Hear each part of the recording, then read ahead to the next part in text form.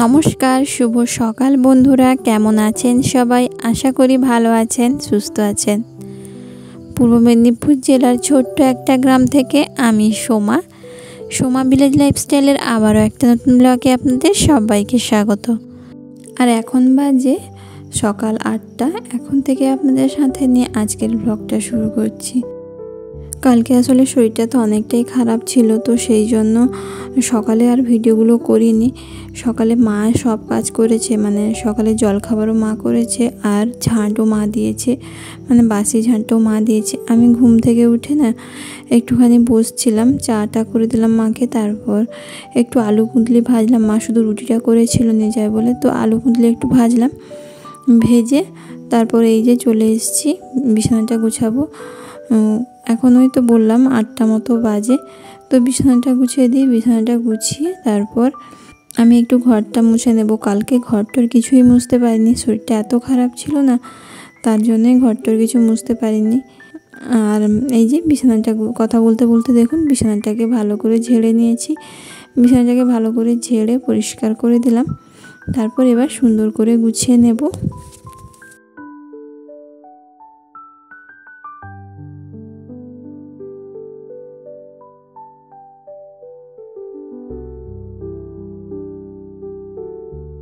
এই যে বিছানাটাকে ভালো করে গুছিয়ে নিয়েছি, আর ব্ল্যাঙ্কেটটাকেও সুন্দর করে এরকম ছোট্ট করে রোল করে রেখে দিয়েছি।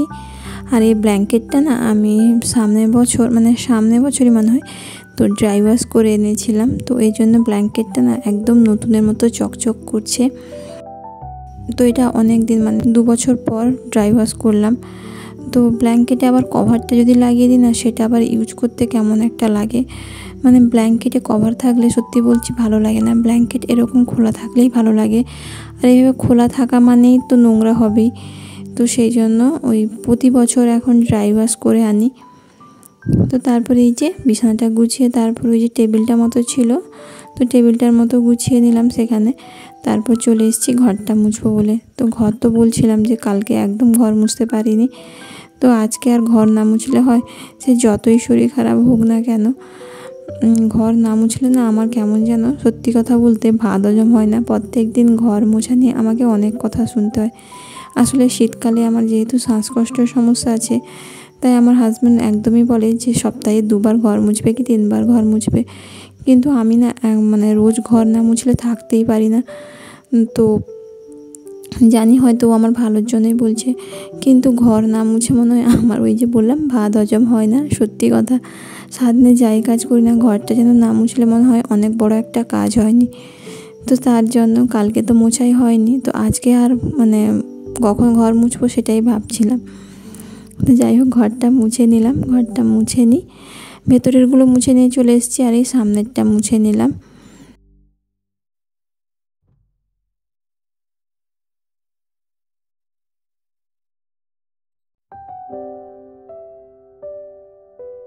ঘরটা মোছা আমার কমপ্লিট হয়ে গেছে। এবার এই যে চেয়ারগুলো এলোমেলো হয়েছে ওগুলো একটু সোজা করে দিয়ে যাই, ঠিক করে রেখে দিয়ে যাই, তারপর যাব। তো ছেলের জন্য একটু ভাত বসাবো।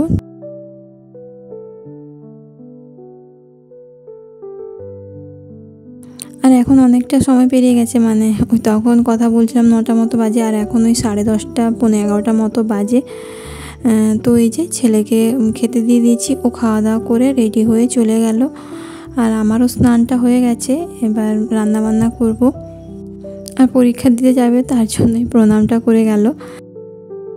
এই যে ও বেরিয়ে যাচ্ছে, ছেলেকে বের করে দিয়েছে। এই যে আমি এবার রান্নাবান্না করতে যাব। তো ছেলের সাথে আমিও খেয়ে নিয়েছিলাম, আর সেগুলোর ভিডিও করা হয়নি। তো এই যে খাওয়া দাওয়া করে তারপর এই যে চলে এসেছি। জামা কাপড়গুলো একটু রোদে মেলে দিই। আজকে একটু হালকা রোদ হবে মনে হচ্ছে, তাও মেঘলা মেঘলা হয়ে আছে। আর মেঘলার জন্য না ঠান্ডাটা একদমই নেই।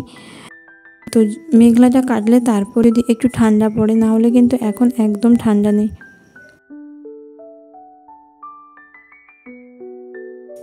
আর আমার ভিডিওগুলো যদি আপনাদের ভালো লেগে থাকে তাহলে প্লিজ চ্যানেলটিকে সাবস্ক্রাইব করে দেবেন এবং ভিডিওতে একটি লাইক দিয়ে দেবেন।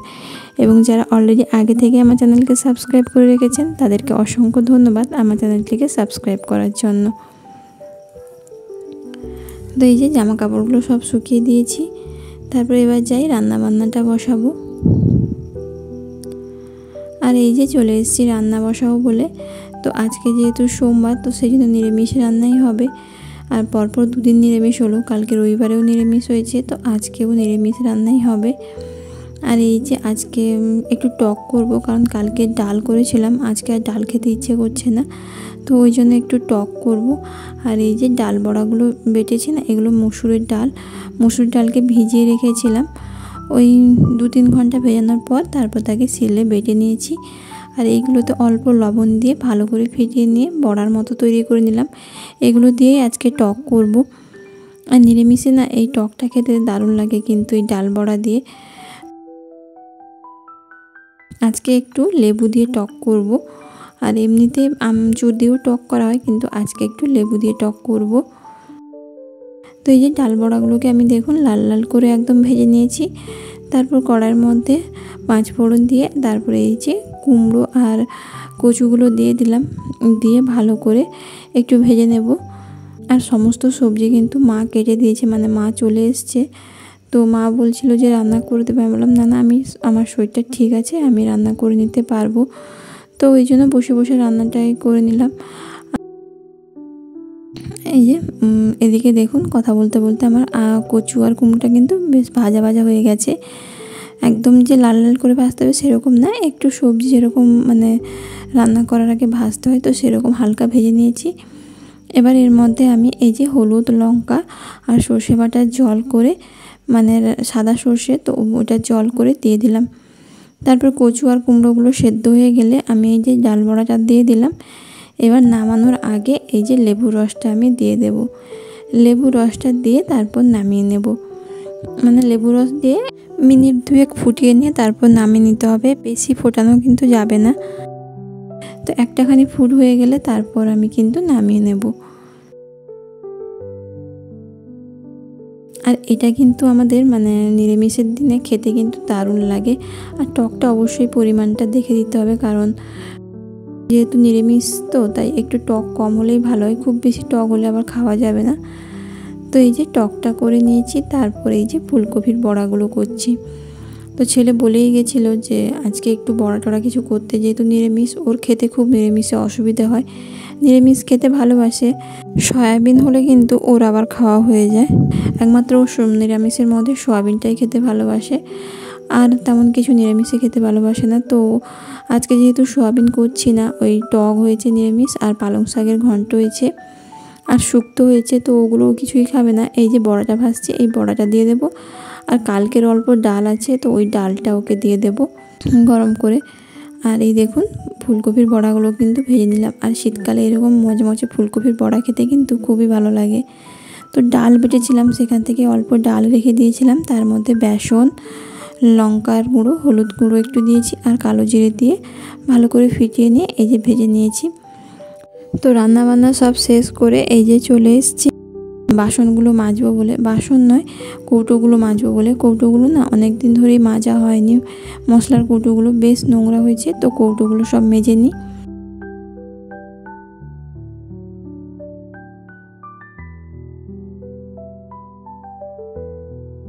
আর এখানে দেখুন আমি সমস্ত কৌটোগুলো কিন্তু ভালো করে মেজে নিয়েছি। আসলে যেহেতু কাঠের উনুনে রান্না করি, তো ওই জন্য ধোঁয়ার জন্য বেশি কৌটোগুলো নোংরা হয়। তো কাঠের উনুনে রান্না করি বলে তাও এখন একটু কম, এরপরে যখন পাতা জাল দেওয়া হবে খড়পাতা, তখন কিন্তু আরও বেশি ধোঁয়া হবে। তখন কিন্তু এই কৌটোগুলো না সপ্তাহে 1বার থেকে 2বার মাজতেই হবে। এখন সপ্তাহে 1বার না মাজলেও হয়, মানে 15 দিনে 1বার হয়তো কৌটোগুলো মেজে পরিষ্কার করি। কিন্তু এরপরে যখন খড়পাতা জাল দেব, তখন কিন্তু ওই সপ্তাহেই কিন্তু 1বার মাজতেই হবে, নাহলে পুরো কালো হয়ে তেল ময়লা বসে যায় কৌটোগুলোর মধ্যে। তারপর রান্নাবান্না শেষ করেছি, হঠাৎ করে বাবার বাড়ি থেকে ফোন এলো যে মা পড়ে গিয়ে খুব অসুস্থ, ডাক্তার কাছে নিয়ে যেতে, মানে পড়ে গিয়ে হাতে খুব চোট পেয়েছে। তো সেরকম খাওয়া দাওয়া করে এই যে ছুটলাম মাকে নিয়ে। হঠাৎ করে অসুস্থ, মানে ডাক্তার দেখাতে হবে, তো ওই জন্য হঠাৎ করে আবার হসপিটালে গেলাম, খাওয়া দাওয়াটা করে নিয়েছিলাম, তারপরে এই ফোনটা এলো। তো তো এই যে হসপিটালে মাকে নিয়ে এসেছি। আসলে হোঁচট খেয়ে পড়ে গিয়ে মানে এমনভাবে চোট পেয়েছে হাতে, তো বড্ড লেগেছে। তো ওই জন্য একবার ভাবলাম যে না, তাহলে কাছেই যখন হসপিটাল, তাহলে একবার ডাক্তারটা দেখিয়ে নিয়ে আসি। ওই জন্য মাকে নিয়ে এই যে হসপিটালে এসেছি। তো ডাক্তার এখনও দেখেনি, যেহেতু মানে এখন দুপুর প্রায় 2:30 3টে, আর গ্রামের দিকে তো মানে এই সময় ডাক্তার থাকে না। তো এমার্জেন্সি কেস হলে তখন কিন্তু ডাক্তার এসে দেখে। ডাক্তার যেহেতু খেতে গেছিলো, ওই জন্য একটু আসতেও লেট করছিল। আর দুপুরবেলা এমনিতে রোগী থাকে না, ওই তো বললাম এমার্জেন্সি কেস ছাড়া দেখে না। এমনিতেও ডিউটি থাকে ওই 1টা পর্যন্ত দেখে, আবার বিকেলে ওই 4টে থেকে 6টা পর্যন্ত হয়তো দেখে, আমার ঠিক জানা নেই। তো দুপুরবেলা টাইমটাই না, মানে এই দুপুর মানে 2:30 3টের সময় অন্তত দেখে না, শুধুমাত্র এমার্জেন্সি কেস ছাড়া। তো এই জন্য আসতে একটু লেট হয় বলে আমরা অপেক্ষা করছিলাম। এখন ডাক্তার চলেও এসছে আর দেখছে, আর এখন কিছু ওষুধ দেওয়ার আছে, তো সেগুলো এখান থেকে নিয়ে তারপর আমরা বেরিয়ে যাব বাড়ি। তো ডাক্তার দেখানো হয়ে গেছে, আর মা এখানে বসছে, কিছু ওষুধ দেবে, তো ওষুধগুলো নিয়েই আমরা বাড়ি যাব। আর ওখান থেকে এসে তারপর বাড়ি গেছিলাম। তো বাড়ি গিয়ে তারপর একটুখানি রেস্ট নিয়ে তারপর এই যে দোকানে চলে এসেছি। এখন ওই 5:30 মতো বাজে। তো তারপর দোকান থেকে চলেও এসেছি, এখন বাজে 8:30 মতো। এসে এই যে রুটি করছি, রুটিগুলো করে নিয়ে তারপর তরকারি করব। পেঁপে আলু সেদ্ধ করা আছে, তো ওটাই তরকারি করব। ওই দুপুরবেলা আমি সেদ্ধ করে রেখেছিলাম, তো ওটাই তরকারি করব। এখন রুটিগুলো করে নিই। আর একটু রেস্টও মানে ঠিকমতো নেওয়া হয়নি, কারণ মাকে নিয়ে তখন গেলাম হঠাৎ করে ডাক্তারের কাছে। তো ওখান থেকে আস্তে আস্তেই পুরো 3টে বেজে গেছে। 3টে নয়, 3:30 মতো বেজে গেছে। যেহেতু কাছে হসপিটাল, ওই জন্যই কিন্তু অনেকটা তাড়াতাড়ি হয়ে গেছে। তো 3:30 বেজে গেছিলো। আর এসে আধ ঘন্টাখানি একটু গড়িয়ে পড়েছিলাম, তারপর আবার উঠে ঝাঁট দিয়ে দোকানে গেলাম। তো দোকান থেকে এসে এই যে রাতে রান্নাবান্না করছি। আসলে কাছে বাপের বাড়ি হলে যখনই কোনো সমস্যা পড়ে তখনই কিন্তু আমাকে ছুটে যেতে হয়, যেহেতু বাবা, সেটাও তো আমার বাবা মা, তো সেটার দিকে খেয়ালও আমাকে রাখতে হয়। তারপরে এই যে রান্নাবান্না করে নিলাম, আর সবাইকে খেতেও দিয়ে দিয়েছি। তারপরে এই যে আমি আর আমার ছেলের খাবারটা রেডি করছি। ওই গ্যাসের কাছেই বসছিলাম, ওখানেই কিন্তু খাবারটা খেয়ে নিচ্ছি। দুধ রুটি খাবো মা ছেলে, তো ওই জন্য ওরও দুধ রুটিটা ছেড়ে দিচ্ছি, আর আমিও আমারটা নিয়ে খেয়ে নিলাম। তো খাওয়া দাওয়া শেষ করে এই যে চলে এসেছি। আজকের ব্লগটা এই পর্যন্তই। সবাই ভালো থাকবেন, সুস্থ থাকবেন। দেখা হবে নেক্সট আবারও এরকম একটা ভিডিওতে। আর ভালো লাগলে অবশ্যই সাবস্ক্রাইব করে দেবেন চ্যানেলটাকে।